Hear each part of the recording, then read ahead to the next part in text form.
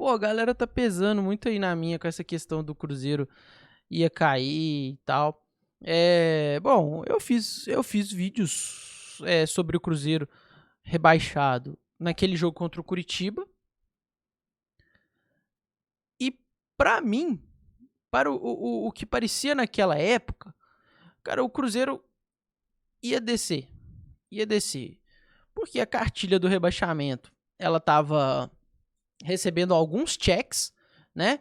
E aí, principalmente, coisa de técnico, mudança de técnico, clima ruim com a torcida, que foram alguns episódios, né, nesse ano de 2023, onde a gente presenciou um clima ruim entre Cruzeiro e torcida, troca de treinador, muitos jogos onde parecia que ia dar tudo certo e no final dava errado, onde o time jogava como nunca e perdia como sempre. Então, assim, eu acreditava muito que o Cruzeiro seria rebaixado. E aí, aquele episódio contra o Coritiba parecia assim, o fim ali. Ali parecia que, porra, ia dar ruim. Ia dar ruim legal. E aquilo era a terceira derrota seguida do Cruzeiro. E também tem essa questão de que os times que competiam com o Cruzeiro, eles conseguiram ser piores do que o Cruzeiro. E não o Cruzeiro ser super melhor, nem nada disso. E foi o que eu contei quando eu fiz todas as minhas simulações. Porque por mais que eu achasse que o Cruzeiro fosse ser rebaixado, eu ainda via os outros times piores do que o Cruzeiro quando eu comecei a fazer as simulações. Porque eu comecei a simular depois do jogo contra o Curitiba. E aí, mesmo eu achando que isso seria um grande. Porque ali a torcida tava falando, poxa, nós vamos cobrar esses caras agora, não é no CT mais. Nós vamos cobrar na porta de escola, nós vamos cobrar se a gente vê na rua. Eu falei, pô, isso aqui não tem como, isso vai desmotivar os jogadores. Mas meio que é estranho, né? A gente não sabe o que aconteceu lá dentro exatamente, mas o efeito foi totalmente o contrário, né? Desde aquele jogo contra o Curitiba, o Cruzeiro não perdeu mais no campeonato, né? É bem estranho. Mas aí quando eu comecei a fazer as simulações que, poxa, dava sempre o Cruzeiro sendo salvo com 46 pontos, justamente com 46, eu comecei. Aí eu falei, tá, acho que vai dar, assim, mas mesmo muito descrente ainda. Ainda seguia muito descrente com o Cruzeiro, mas no final deu tudo certo, né? No final deu tudo certo pro Cruzeiro. E aí, meio que, né, como eu falei algumas vezes, foi meio que calculado dentro daquilo que eu pensava, né? Que nos últimos 6 jogos seriam 2 vitórias, 3 empates e uma derrota. E até então, né, são 2 vitórias, 3 empates e muito provavelmente, dentro dos meus cálculos, que eu já mostrei para vocês infinitas vezes, o Cruzeiro, né, seria derrotado aí frente ao Palmeiras, porque eu acho que realmente é um jogo muito difícil do Cruzeiro vencer. Muito difícil. E, cara, sobre a torcida do Cruzeiro, muito se questionou, muito se debateu sobre a torcida do Cruzeiro atrapalhar ou não. Tal. Beleza, eu nem sei se eu quero entrar nesse mérito, não. Mas isso foi muito debatido, assim. E é engraçado que o Cruzeiro melhora quando não tem a torcida, né?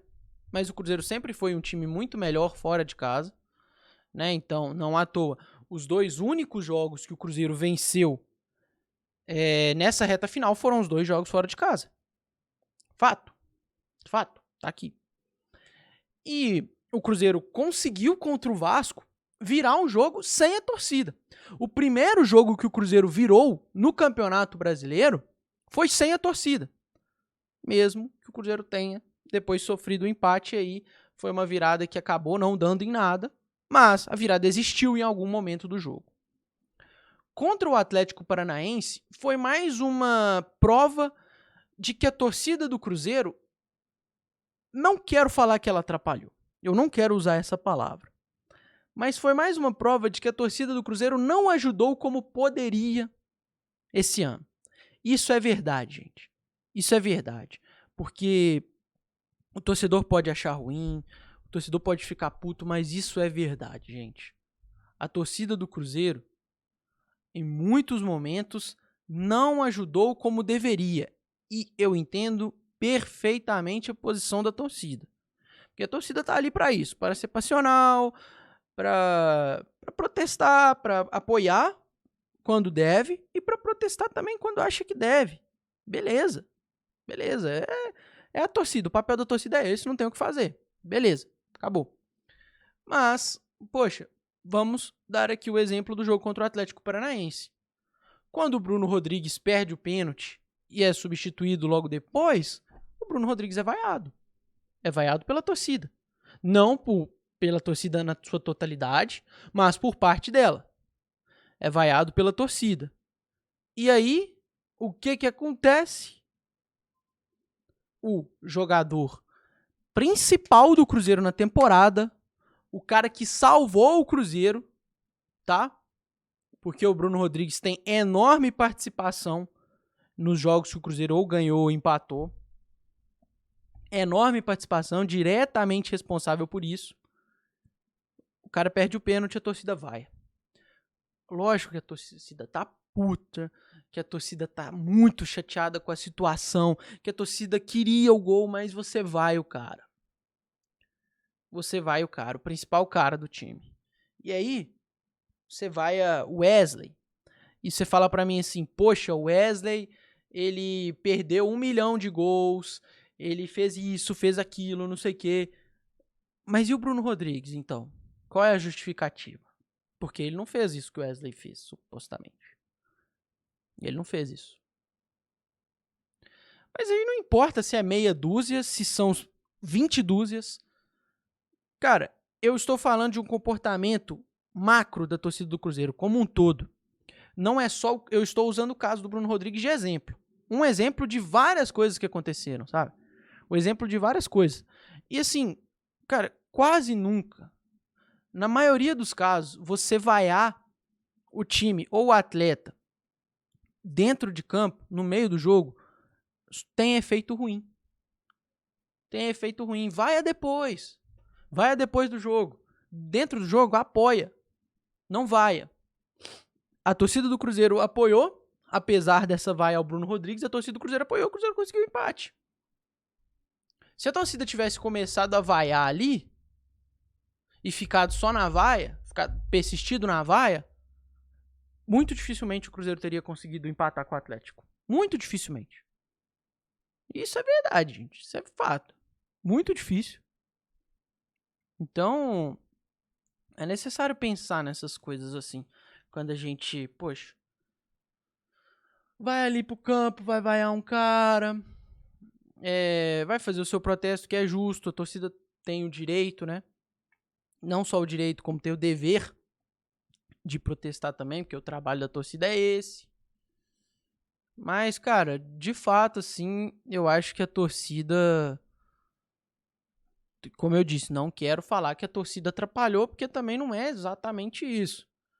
Não é jogar tudo na conta e falar, porra, atrapalhou. A torcida fez merda. Não é isso, mas poderia ter ajudado de uma forma que não ajudou completamente aí esse desempenho do Cruzeiro. E tem que ser pensado isso pro ano que vem também. Acho que tipo assim, uma das coisas que atrapalhou o planejamento foi a gestão ter ido muito na onda da torcida. Sabe? É uma coisa que a gente fala de, porra, promessa, né? SAF vai mudar, SAF vai mudar, a SAF vai mudar o jeito da gente praticar o futebol, da gente ver o futebol. E no fundo não mudou nada. Não mudou nada. Porque as gestões anteriores à SAF iam muito na onda da torcida, muito no calor da torcida. E as SAFs continuam também. A demissão do Pepa, eu acho que é uma prova disso. E depois da demissão do Pepa, o Cruzeiro se perdeu completamente na temporada. E a promessa era completamente diferente. A promessa das SAFs seria que a gente, poxa, por mais que o Pepa estivesse balançando ali, ele não seria demitido, porque é um projeto a longo prazo. Projeto a longo prazo. Tal qual o Botafogo fez, por exemplo, com o Luiz Castro. O Luiz Castro, o Botafogo balançou demais, no Carioca, inclusive, mas bateu o pé. Bateu o pé. Botafogo, não, esse cara vai ser o nosso treinador pra temporada, esse cara vai ser o nosso treinador pra temporada, não importa o Carioca, o negócio são as outras competições agora, deu no que deu. O Botafogo foi um líder incontestável, era pra ter ganhado o Brasileiro, mas não ganhou, né? Enquanto o Luiz Castro esteve lá. Depois aconteceu a fatalidade pro Botafogo, foi perder o Luiz Castro. Né, que aí já estava completamente fora do projeto do Botafogo, completamente fora do controle do Botafogo, essa perda do Luiz Castro, e aí nisso, né, o clube acabou se perdendo também, mas não algo que, não uma perda, um descontrole que foi provocado pelo próprio clube, como no caso do Cruzeiro. O Cruzeiro se descontrolou, se perdeu no projeto por causa de erros do próprio clube. O Botafogo se perde no ano, se perde no seu projeto por causa de coisas que não são do controle da gestão, como essa perda aí do treinador do Luiz Castro, que ele quis sair, não, ele foi demitido, como no caso do Cruzeiro, que demitiu o seu treinador, demitiu o Pepa, né? Então, então assim, acho que faltou isso para a gestão Ronaldo, acho que faltou bater o pé, e se a gestão Ronaldo quiser ter mais sucesso em 2024, eu acredito que isso passa também pelo comandante do seu projeto em campo, que é o treinador. Precisa de uma reformulação para o elenco, precisa de peças melhores, e aí principalmente falando de ataque. Por quê? Porque o ataque foi o pior setor do Cruzeiro no ano. A defesa, maneiro, foda, segunda melhor defesa do campeonato, perfeito. Vamos manter assim, não necessariamente manter, né, todos os nomes ali da defesa e tal, e aí foda-se, não é isso, né, vamos manter ali aqueles jogadores e também se a gente puder melhorar, vamos melhorar, obviamente, mas foi o melhor setor do Cruzeiro no ano, perfeito. Meio campo, nada de mais, nada de menos também. Vamos melhorar também o setor do meio campo. Ataque, vamos reformular tudo. Vamos reformular tudo. Porque foi disparadamente o pior setor do Cruzeiro. E o pior ataque do Campeonato Brasileiro. Ser o pior ataque do Brasileirão. Muito atrás de América rebaixado desde o começo do campeonato. Coritiba rebaixado feio também. Pior que o Goiás, muito pior que o Bahia, pior que o Vasco, pior do que o Santos, muito pior que o Corinthians, muito pior que vários times aqui. Não cabe, não dá. Não dá. Então, precisa de uma reformulação para o próximo ano. E essa reformulação, claro, passa pelo treinador. Você precisa primeiro ir atrás do comandante do projeto. Primeiro de tudo. E foi um problema, algo que o Cruzeiro não fez nesse ano, né? Você foi atrás do comandante do projeto depois, né? Você vai atrás do comandante do projeto, só acha ele no terceiro mês, né? Você leva 3 meses pra achar esse cara. E aí você leva 17 jogos pra demiti-lo, né? Então, como é que faz isso? Como que vai pra frente assim? Então, é o que eu espero que o Cruzeiro faça. Ano que vem, acerte um treinador desde o Mineiro. Que se você quiser usar o Mineiro como pré-temporada, use com seu treinador da temporada. E aí não demita ele após 17 jogos. Não cometa esse erro de novo. O que mais que a gente ia falar, hein? Que eu tô falando de Cruzeiro, vocês só perguntam de Cruzeiro, vocês são foda também. Eu não quero ficar falando de Cruzeiro, mas vocês ficam perguntando de Cruzeiro, eu vou falar o quê? Porra, vocês são foda. Mas tudo bem. Ó, não ironicamente, eu tenho que falar mais uma coisa de Cruzeiro. Porque tava aqui anotado que eu queria falar, que era um salve pro Los Angeles Lakers. O time todo, mais um salve. Era uma coisa que eu queria falar sobre a estratégia do Cruzeiro nesse fim de campeonato, que foi uma coisa que deu muito certo. A estratégia do Cruzeiro pro final do Brasileirão foi perfeita. E deu muito certo, porque o Cruzeiro ficou até agora por 5 jogos invicto, não perdeu nenhum dos seus últimos 5 jogos. Pode terminar o Brasileiro não perdendo nenhum dos seus últimos 6 jogos.